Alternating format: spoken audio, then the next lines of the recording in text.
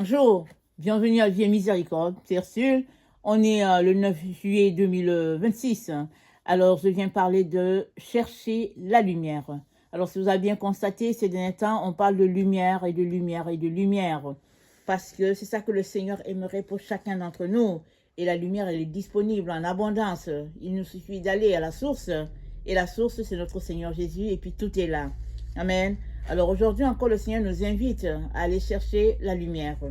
Notre texte se trouve dans Ésaïe 60, le verset 1 à 2. Je lis dans la version Taube. C'est dit, mets-toi debout et deviens lumière, car elle arrive, ta lumière. La gloire du Seigneur sur toi s'est levée. Voici qu'en effet, les ténèbres couvrent la terre. Et un brouillard les cités.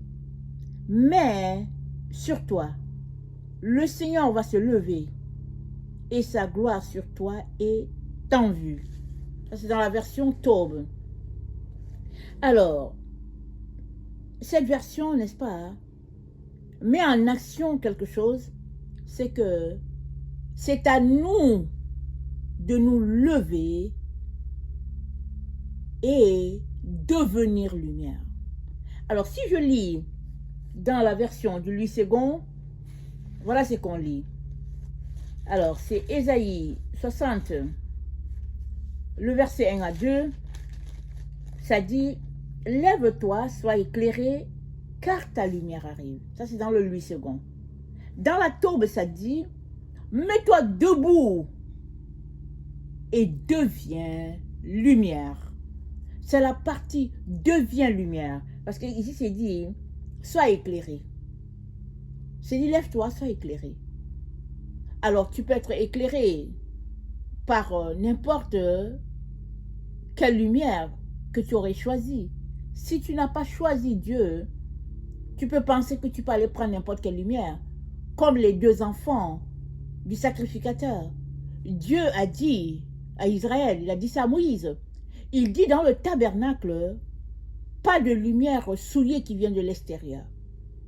Mais les deux fils du sacrificateur, j'oublie leur nom, ont amené du feu de l'extérieur pour pouvoir allumer les chandeliers dans le temple. Et ça les a brûlés. Ils sont morts sur le champ. Alors, dans la version du Louis II, c'est dit, sois éclairé.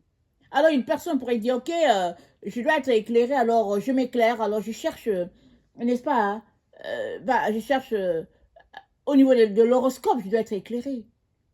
Je vais du côté de telle religion, de telle secte, je vais être éclairé. Vous savez, aujourd'hui, les gens, ils courent après la connaissance. Ils veulent être éclairés. Mais Dieu n'est pas en train de dire ça dans Ésaïe. Ce qu'il est en train de dire, il dit, deviens lumière. Mets-toi debout. Alors, c'est comme si une pièce tombe subitement dans l'obscurité, on perd l'électricité, tout le monde est là, et qu'est-ce que la mère de la famille fait? Elle se lève, c'est-à-dire elle se met debout, prêt à agir. Le mot debout, ça envoie l'action. Elle se met debout parce qu'il faudrait que la lumière soit là à nouveau, s'il faut aller chercher les bougies, les lampes, quelque chose pour éclairer afin qu'on puisse se voir et puis peut-être finir de manger le souper. Et alors qu'elle fait ça, elle est en train de chercher la lumière. Amen. Elle cherche la lumière. Alors, le texte te dit, mets-toi debout. Ça dit, pose une action. Fais quelque chose pour aller chercher la lumière. Et évidemment, la première des choses à faire, c'est, mets-toi debout. Ça dit, va faire quelque chose. Maintenant, deviens lumière. Que la lumière ne soit pas juste extérieure à toi. En train de pointer, tu sais, Joséphine, elle a une bonne lumière. La lumière de Dieu brille sur Joséphine. Oh non, mais Marc, vraiment, il a une de ses lumières. Non, non. C'est pour tout le monde. C'est dit, deviens lumière. Ce n'est pas une affaire de Joséphine. Ce n'est pas une affaire de Marc. Toi aussi, tu es dedans. Deviens lumière. Ça dit, Dieu nous invite, chaque personne, à devenir la lumière de Dieu. Voilà pourquoi Jésus-Christ a dit, vous êtes le sel de la terre, vous êtes la lumière du monde. Alors, une ville placée sur la montagne ne peut que éclairer tout le monde. Ne place pas la lumière sous le lit. Alors, lève-toi, sois debout, pose des actions pour que la lumière de Dieu que tu es puisse être vue. Il ne s'agit pas d'arrogance. Il ne s'agit pas de créer les occasions pour te faire voir. Non. C'est dit, sois la lumière, c'est-à-dire brille. Amen. Brille de la brillance de ton Dieu.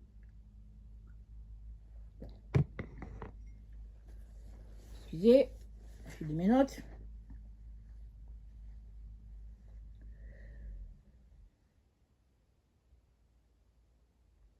Et dans Ésaïe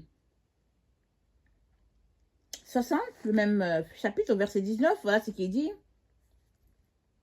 Au chapitre 19,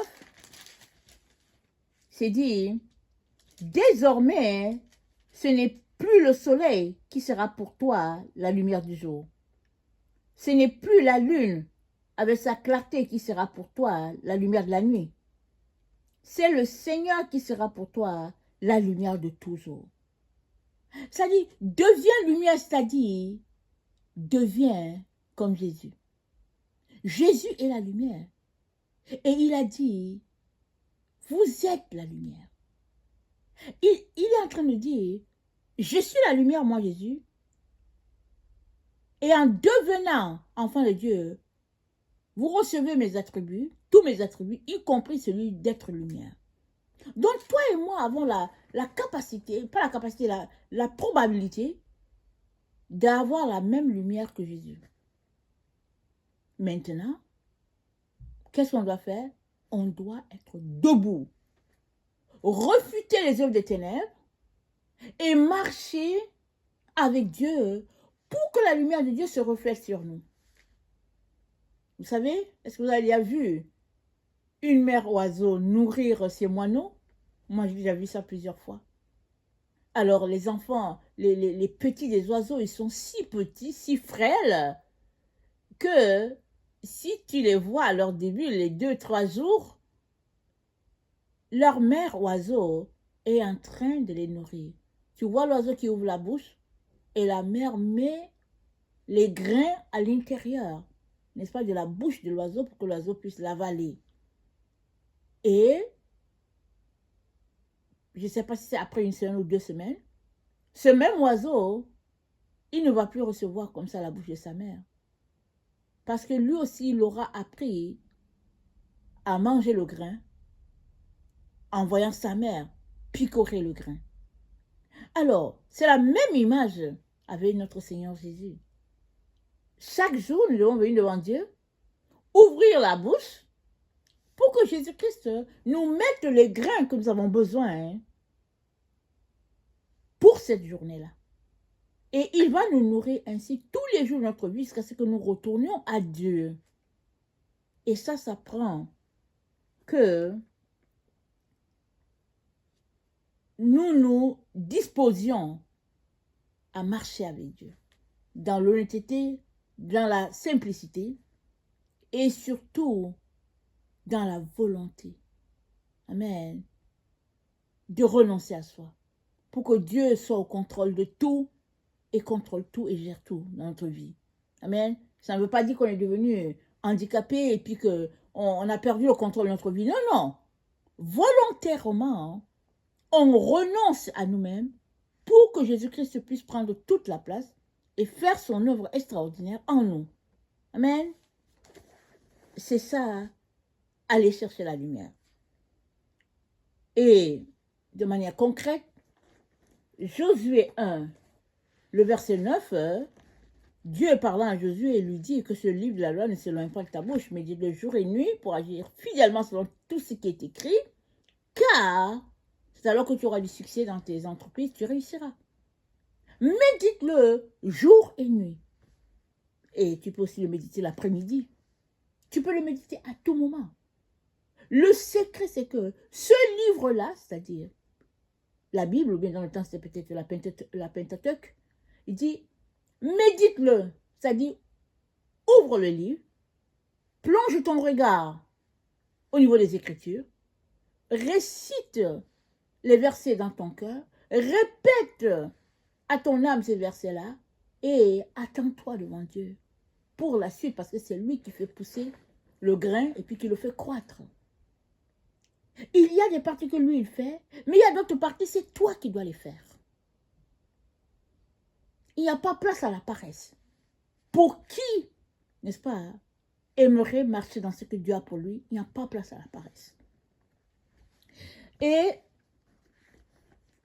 dans le psaume 37,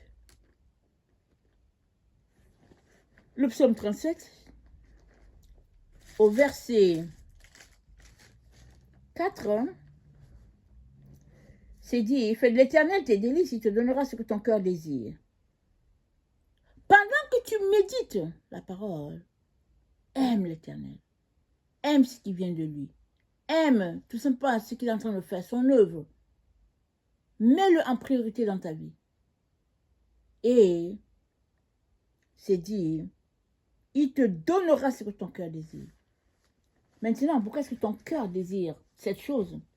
Est-ce que c'est pour la gloire de Dieu? Ou bien est-ce que c'est pour te montrer important? Ça aussi, ça va jouer. Amen. Ça aussi, ça joue. Il est donc important que nous ayons un objectif, c'est celui de devenir la lumière, ou bien celui de devenir une lumière. C'est ça que Jésus-Christ a dit. Il dit, lève-toi et deviens lumière. Et ça va prendre ton implication, parce que Jésus-Christ ne va pas te forcer. Voilà pourquoi il est important que nous puissions nous regarder tous les jours à travers le miroir de Dieu, et ce miroir, c'est la Bible. Ça, c'est important. Amen. Que le Seigneur bénisse sa parole et que nous ne nous lassions pas de chercher sa face afin de marcher dans ce qu'il a pour nous. Et si aujourd'hui ça n'a pas marché parce que tu es tombé, ne reste pas sur ta chute. Relève-toi immédiatement. Demande pardon à Dieu ou bien à ton frère ou à ta soeur. Reprends ta course, ta marche avec Dieu, parce que ce n'est que comme ça que Dieu peut t'aiguiser, n'est-ce pas, et te rendre propice à l'appel qu'il a pour toi. Parce que Dieu équipe ceux-là qu'il a appelés, il les bâtit pour qu'ils soient des soldats de Jésus. Alors ça va prendre qu'il y ait des défaites, et qu'à travers les défaites, on ait appris quelque chose, et que vraiment on reprenne la course, n'est-ce pas, allant de l'avant, les yeux fixés sur notre Seigneur Jésus. Amen. Que le Seigneur bénisse sa parole, et que sa joie soit notre force en ce jour. Amen. Alléluia. Amen.